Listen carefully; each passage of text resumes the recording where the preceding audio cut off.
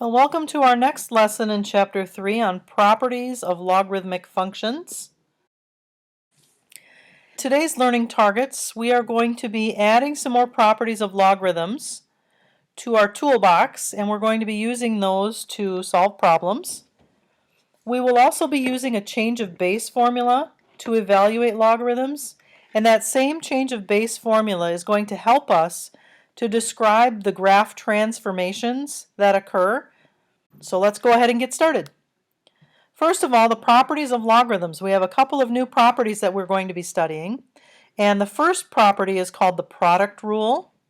And the product rule says that if we have two numbers that we're multiplying together and we're going to take the logarithm of a product of numbers, that's equal to the logarithm of each of those numbers added together.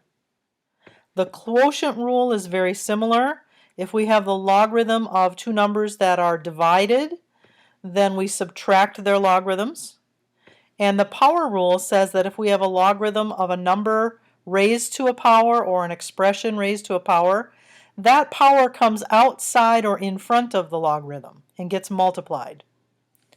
So let's go ahead and jump in and solve some problems using these three new properties of logarithms. One of the things, just to remind you, you may wish to review some of your exponent properties. I'm not going to cover that in the video. I just wanted to put a reference in here for you in the back cover of your textbook. There's a really good listing, a comprehensive listing of all of your exponent rules and also your radical expression rules. It would be a good idea for you to review those if you struggle to remember how to use those. So here's a few examples. We're going to jump right in.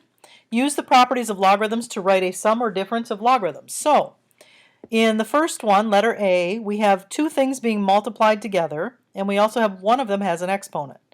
So we know from the product rule that the logarithm of two things multiplied together is the same as those two logarithms being added together. But now we can use the exponent rule to simplify the logarithm of y cubed. And remember, that said that whatever the exponent is just comes out front. So we have the log of x plus 3 times the log of y. And that's all we do to write that as a sum of logarithms. The second one, we're going to have a quotient here. We have a log of two expressions being divided. So we will be subtracting those. But then we have to deal with the exponents as well. So now the exponents just go out front. So this one becomes 2 times the log of 2x minus 4 times the log of y. And the third problem here, when we have a radical expression, remember that's going to be a fractional exponent. So we're going to go ahead and write that as an exponent, and then we also have a quotient in here, so we'll be subtracting. So we're going to write that as the natural log of x squared plus 5 in parentheses raised to the 1/2 power, because that's what the square root is equal to as an exponent. And then we're going to subtract from that the natural log of x. Well, we have a little bit of work to do with this first one. We want to bring that exponent out front. So that's going to be 1/2 the natural log of x squared plus 5 in parentheses minus the natural log of x. Now don't get confused when we have a sum of expressions inside here. We're not going to take the natural log again and bring this 2 out. Once you have parentheses around this and it's the natural log of something in parentheses, that's when you can stop. Some students get a little confused by that, and I'll probably address that a little bit more in class. So make sure that you understand once you have this expression, you can stop. All right, letter A, use the properties of logarithms. We're going to go backwards this time, and we're going to condense this. We're going to write the sum or difference of the logarithms as a single logarithm. So when we have a sum, we know that that really means it's a product. So that's the log of x times 5. Well, normally we write the number first, so that would be the same as the log of 5x. Similarly, we have the 2 times the natural log of y minus the natural log of x. When we have a difference, that means we're going to have a quotient. And the 2 out front means that that was an exponent for y. So that's the natural log of y squared divided by the natural log of x. So we could write that as a single logarithm as the natural log of y squared over x. All right, letter C. This one, we have a 1/3 out front. Well, that must have been an exponent when it began. So that is the common log of x to the 1/3 power. And if we wanted to write that in radical notation, that would be equivalent to the log of the cubed root of x. Either of these forms here is correct. Just watch your directions and see what form they would like your answer. This would be considered exponential notation. This one is called radical notation. If it's not specified, either is fine. All right, so your calculators, we've talked about this. We have a base 10 or a base e on your calculator. That's the only base your calculator can do. And sometimes we have logarithms that are in some other base. So the change of base formula allows us to use either base 10 or base e, we get to choose, to go ahead and evaluate logarithms that are in a different base. So for positive real numbers, a and b and x, and when a and b are not 1, we have this change of base formula. Make sure you write this down. It's the log of x to the base b, so the log of some number to any base. What you end up doing is taking the log of a base that you want. You choose the letter a, whatever base you want. Usually it's going to be a base 10 or a base e because that's what your calculator does. So it's the log of x divided by the log of b. And notice it's a new base. The base is a, and it's going to be either base 10 or base e from your calculator. So let's go ahead and do that. Let's apply that property. Let's apply this change of base formula to go ahead and solve or evaluate some logarithms that are not base 10 or base e. So the first one, we have log of 19 to the base 5. Well, our formula says take the log of 19 and divide it by the log of 5.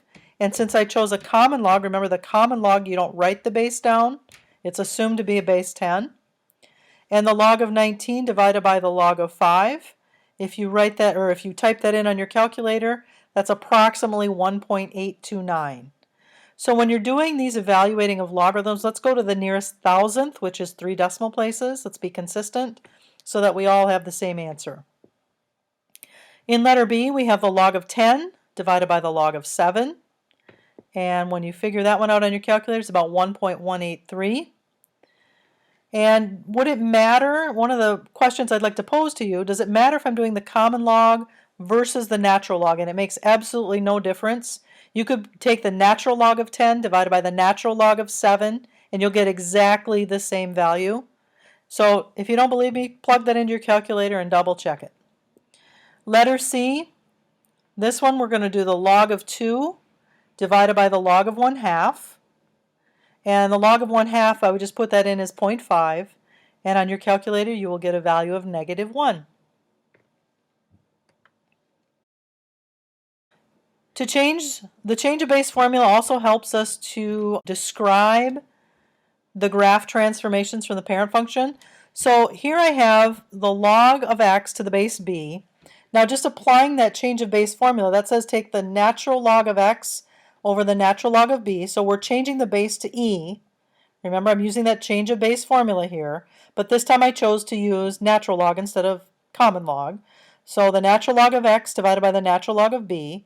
Well, we can write this because of our property of logarithms. We know that we could write this as 1 over the natural log of b here. I'm splitting this into 2 logs, and then the natural log of x, right? So this 1 over natural log of b, remember the base b, this is just going to be a real number. So 1 over the natural log of a number, that's a constant. That's just a number that you can plug into your calculator.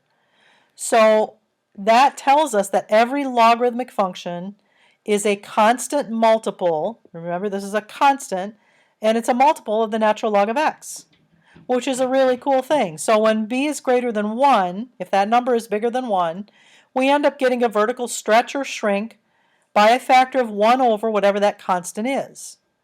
But if it's a fraction, we also have a reflection across the x-axis because it's outside the function.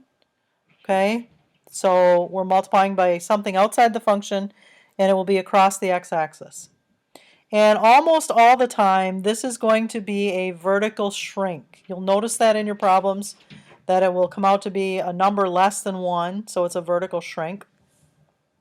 So let's go ahead and look at some examples. So our instructions say to describe how to transform the natural log of x into this function using that change of base formula. Well, we would take the natural log of x and divide it by the natural log of 3. And we would write that as 1 over the natural log of 3 times the natural log of x. Well, remember, this is a constant. You can actually plug into your calculator the natural log of 3 and take the reciprocal of that and get a value. When you do that, you get about 0.910 times the natural log of x. Well, now you can describe that. Once you have this constant value, that's a number less than 1, it's outside the function, so that tells us that that is a vertical shrink by a factor of 0.910. So there you have it. Go ahead and try this one on your own and pause the video and I'll give you the answer when you come back. All right, this one actually has 2 transformations, okay? So you're going to go ahead and write this one. It's 1 over the natural log of 1/4 multiplied by the natural log of x, same format using that change of base formula.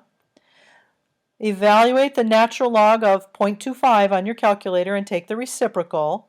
You get a constant value, a number of negative 0.721. Whenever you have this fractional value, you'll get a negative for your constant. And that represents that reflection that we talked about across the x-axis. So it's also a vertical shrink by a factor of 0.721 and a reflection across the x-axis. Here is your lesson check for this section. Go ahead and work on these on your own and bring your answers to class. We'll see you next time.